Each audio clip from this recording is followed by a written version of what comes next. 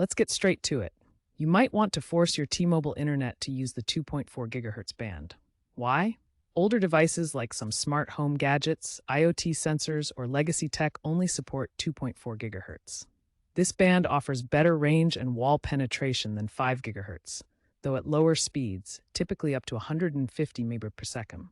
If you're having connectivity issues with these devices, forcing the 2.4 GHz band could solve your problems. We'll show you how to do that using split SSID and disabling band steering. First, access your T-Mobile gateway's settings through a web browser by typing the gateway's IP address, often 192.168.12.1. Check T-Mobile's app or website for your model. Once logged in, navigate to the Wi-Fi settings, often found under Advanced or Band Management sections. Enable Split SSID, which creates separate network names for 2.4 GHz and 5 GHz bands, like T-Mobile Home 2.4.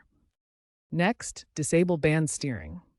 This stops the gateway from automatically switching devices to the best band, allowing manual connection to 2.4 GHz.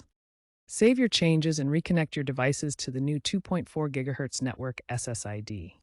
Keep in mind that disabling band steering might reduce overall network efficiency, but it's crucial for devices that rely on 2.4 GHz.